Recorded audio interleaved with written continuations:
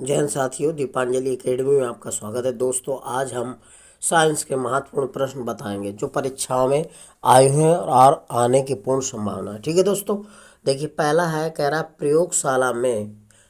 प्रयोगशाला उपकरणों को बनाने के लिए उपयोग में लिया गया कांच कौन सा है।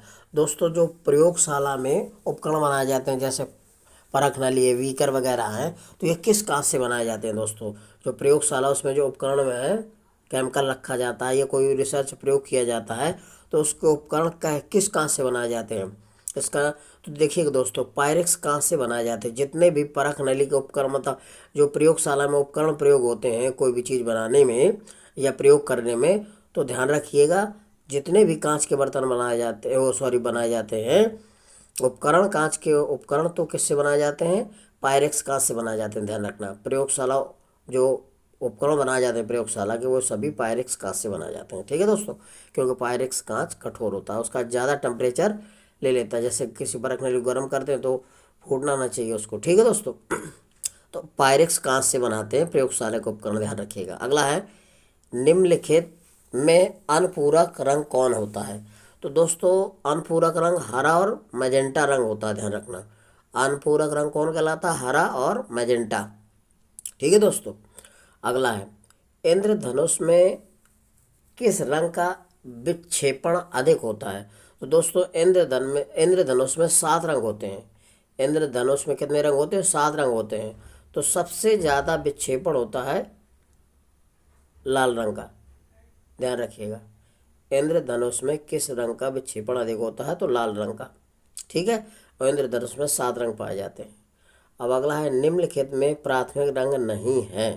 तो दोस्तों, लाल, हरा, नीला, ये प्राथमिक रंग होते हैं तीनों। लाल, हरा और नीला ये प्राथमिक रंग कहलाते हैं, लेकिन काला जो होता है ये प्राथमिक रंग नहीं होता। ध्यान रखिएगा। ठीक है, लाल, हरा, नीला ये प्राथमिक रंग होते हैं, काला प्राथमिक रंग नहीं है। ठीक है, अब कहता है, दो समांतर समतल दर्पणों के बीच रखी वस्तु के लिए वस्तु के कितने प्रतिबिंब देखे जा सकते हैं। दो समांतर समतल दर्पणों के बीच रखी वस्तु के कितने प्रतिबिंब देखे जा सकते हैं। दोस्तों, एक ये दर्पण हो गया, एक ये दर्पण हो गया। अब इनके बीच कोई भी वस्तु रख देते हैं तो इसके कितने प्रतिबिंब देखे जा सकते हैं, अनंत प्रतिबिंब बनेंगे। दोस्तों ध्यान रखना, दो समांतर दर्पणों के बीच रखी वस्तु के अनंत प्रतिबिंब बनते हैं, हमेशा ध्यान रखिएगा।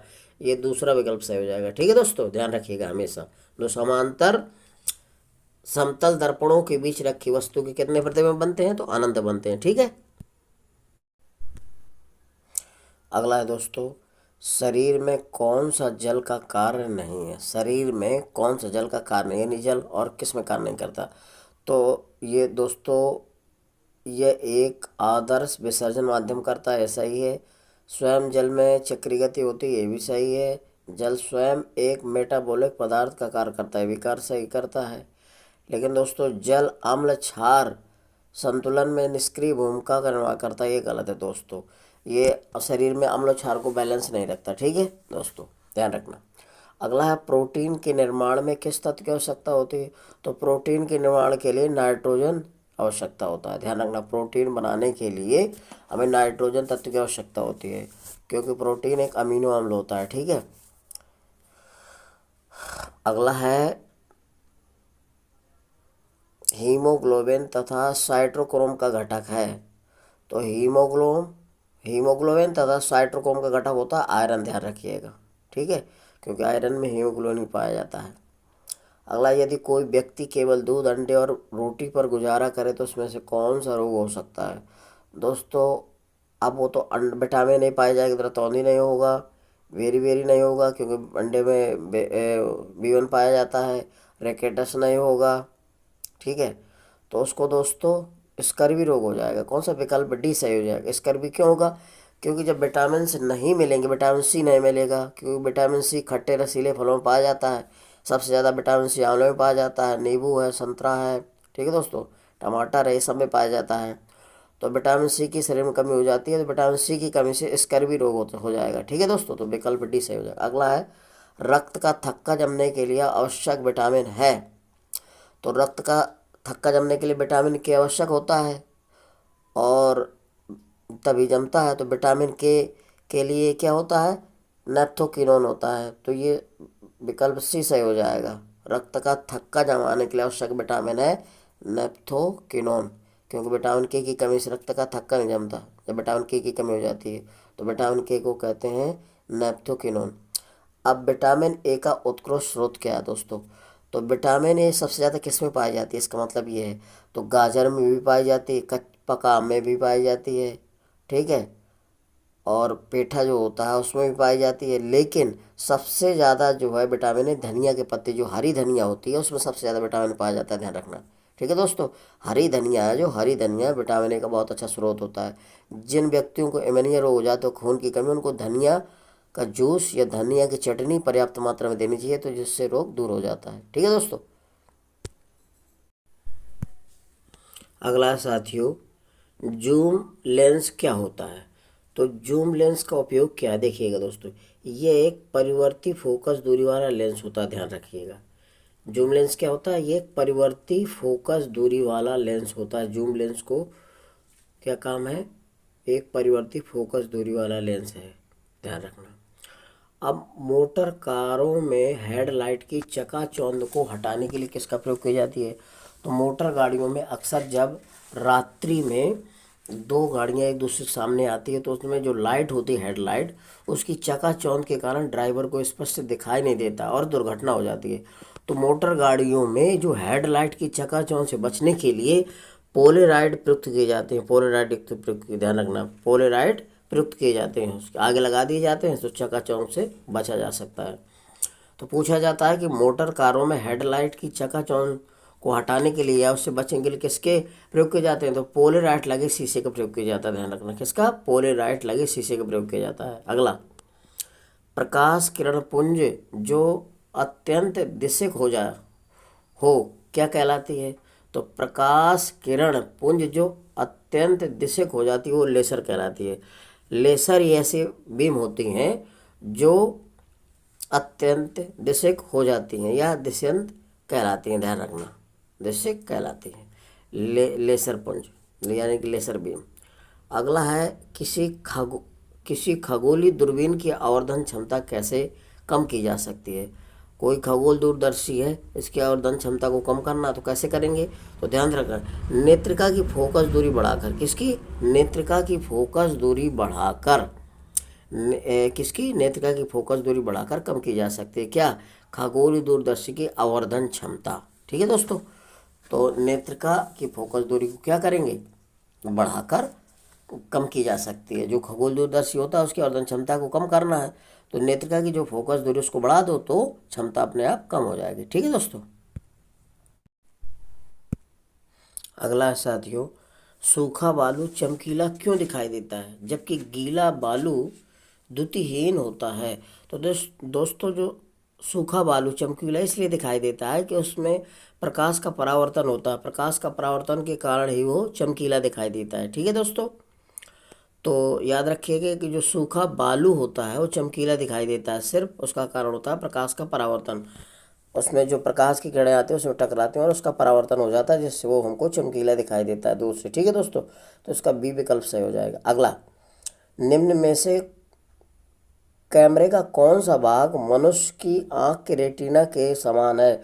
तो फिल्म जो है, कैमरे की जो फिल्म होती है वो मनुष्य की आंख के रेटिना के समान होता है, ध्यान रखना। कैमरे का फिल्म मनुष्य की आंख के रेटिना के समान होता है। ठीक है दोस्तों। अगला है, एशिया की विशालतम परिवर्तित दूरबीन कहाँ है? तो एशिया की जो सबसे बड़ी परिवर्तित दूरबीन है तो वो है कवालूर में, ध्यान रखना, विकल्प सी सही हो जाएगा, कवालूर में। अगला है, दृष्टि के पश्च दीप्त सिद्धांत के आधार पर निर्मित होता है। तो दोस्तों ये ध्यान रखिए, कौन सा निर्मित होता है? तो ये कैमरा निर्मित होता है। कौन सा? कैमरा, ध्यान रखिएगा। तो इसका पहला विकल्प सही हो जाएगा, कैमरा दृष्टि के पश्चहीन सिद्धांत के आधार पर कौन सा निर्मित होता है? सिद्धांत पर निर्मित होता है तो कैमरा होता है। दृष्टि के पश्च दीप्त सिद्धांत के आधार पर तो कैमरा निर्मित होता है। ठीक है दोस्तों। अगला है साथियों, प्रकाश के लिए निम्नलिखित कथनों में से कौन सा गलत है? तो दोस्तों, वह ध्वनि की गति से अधिक तीव्रता से चलता है, ये तो सही है। वह निर्वात में से गुजर सकता है, सही है। वह निर्वात में से नहीं गुजर सकता, ये गलत है दोस्तों, क्योंकि प्रकाश निर्वात में गुजर सकता है और प्रकाश की निर्वात में चाल होती है 3 × 10⁸ ठीक है, मीटर प्रति सेकंड, ध्यान रखिएगा। अगला है, एक समतल दर्पण से परावर्तन के बाद एम्बुलेंस शब्द कैसा दिखेगा। ठीक है दोस्तों, तो ये उल्टा दिखेगा पूरा, ये ई पहले फिर सी एन ए इस तरह से, यानी कि दूसरा विकल्प सही हो जाएगा। एक समतल दर्पण से परावर्तन के बाद, इसलिए हमेशा एम्बुलेंस उल्टा लिखा जाता है उसमें, ठीक है, गाड़ियों में। एक समतल दर्पण से परावर्तन के बाद एम्बुलेंस शब्द ऐसा दिखेगा, ई से स्टार्ट होगा, फिर सी, फिर एन, फिर ए, इस तरह से ये बन जाएगा, यानी कि ठीक है दोस्तों, ऐसा दिखेगा समतल दर्पण में। अगला है, सुदूर फोटो चित्रण में प्रकाश की कौन सी किरणें प्रयोग में लाई जाती हैं।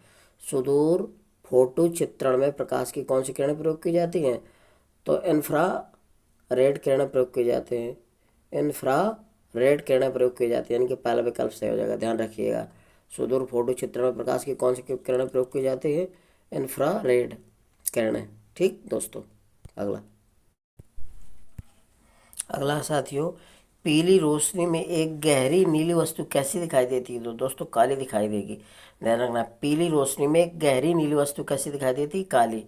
अगला है, कांच में से गुजरने पर प्रकाश के किस रंग की गति सबसे, यानी कि गति धीमी होती है, तो बैगनी रंग की होती है, ध्यान रखना। कांच में से गुजरने पर प्रकाश के किस रंग की गति धीमी होती है, बैगनी रंग की, ठीक है, दूसरा विकल्प सही हो जाए।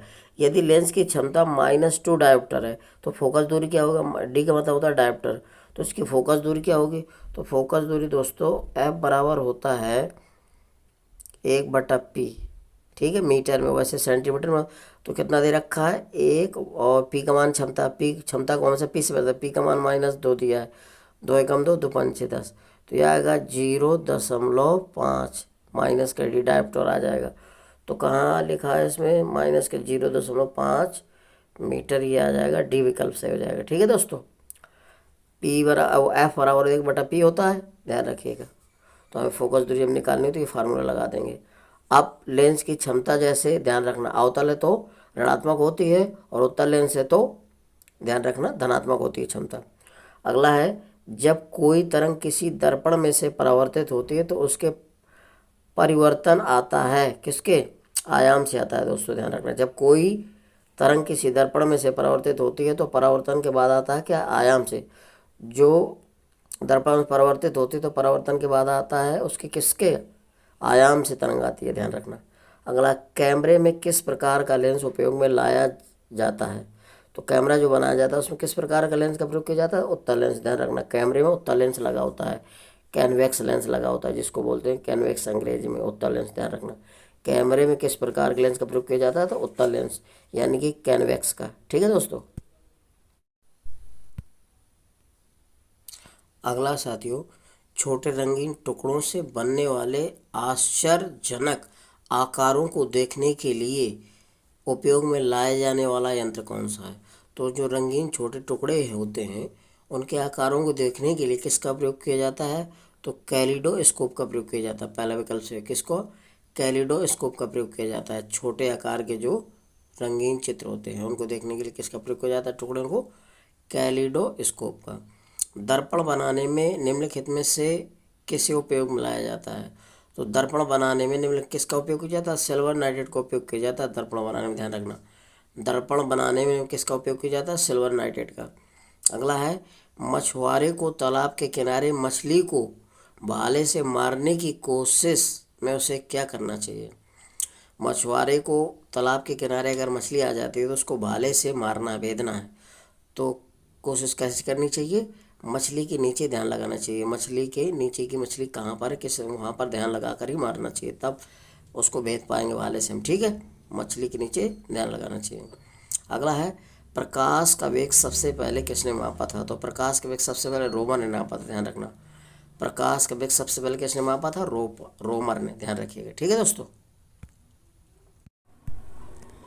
अगला है साथियों, खाना बनाने में प्रयोग की जाने वाली गैस मुख्यतः कौन होती है, तो खाना बनाने वाली गैस कौन सी होती है, मीथेन होती है, ध्यान रखना, ठीक है दोस्तों। खाना बनाने में किसका प्रयोग किया जाता है, तो मीथेन गैस का प्रयोग किया जाता है, ध्यान रखिएगा। ठीक है, अगला है तरलीकृत पेट्रोलियम गैस एलपीजी का मुख्य आधार घटक कौन सा है? तो मुख्य आधार घटक ब्यूटेन होता है दोस्तों, इसका ध्यान रखना। जो एलपीजी गैस होती है खाना बनाने वाली, उसका मुख्य आधार घटक कौन होता है? ब्यूटेन होता है, ये ध्यान रखिएगा। कौन सा होता है? ब्यूटेन होता है। ठीक है दोस्तों, अगला है एरोसॉल उदाहरण है। तो एरोसॉल जो उदाहरण होता है दोस्तों, तो ये ध्यान रखिएगा, एरोसॉल का एक उदाहरण होता है धुआं है। क्या है? धुआं। तो ये सी विकल्प सही हो जाएगा। एरोसॉल क्या है? एक धुआं होता है। लिटमस प्राप्त किया जा सकता है। तो दोस्तों लिटमस किससे प्राप्त किया जा सकता है? ये ध्यान रखिएगा, लिटमस प्राप्त किया जा सकता है लाइकेन से। किससे? लाइकेन से। लिटमस जो प्राप्त होते हैं वो लाइकेन से बनाए जाते हैं, प्राप्त किए जाते हैं, ध्यान रखना। लिटमस किससे प्राप्त किया जाता है? लाइकेन से। अगला क्या है? वह विकल्प चुनिए जो मिश्रण नहीं है, कह रहा है। ठीक है, वो जो मिश्रण नहीं है। तो आसूत जल मिश्रण नहीं है, एलपीजी गैस मिश्रण होता है कई गैसों का, गैसोलीन मिश्रण है, वायु मिश्रण है, लेकिन आसूत जल मिश्रण नहीं होता, ध्यान रखना। ठीक है दोस्तों, अगला है जल के आयनीय गुणनफल KW का एकक है, ये ध्यान रखना। तो इसका एकक क्या होता है? ये ध्यान रखिए। तो ये होता है मोल स्क्वायर और लीटर की घात -2 होता है, ध्यान रखना। मोल स्क्वायर प्रति लीटर स्क्वायर होता है, तो ये ऊपर जाएगा माइनस का हो जाएगा, ध्यान रखना। जल का आयनीय गुणनफल कारक। अब शुद्ध जल का पीएच मान कितना होता है? ध्यान रखना।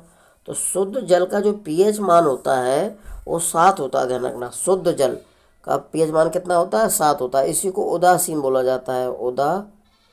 उदासीन जल का मान भी 7 होता है, ध्यान रखना। अगर शुद्ध जल का पीएच मान पूछे तो 7, और उदासीन जल का मान पूछे तो भी 7 होता है, ध्यान रखिएगा। ठीक है दोस्तों,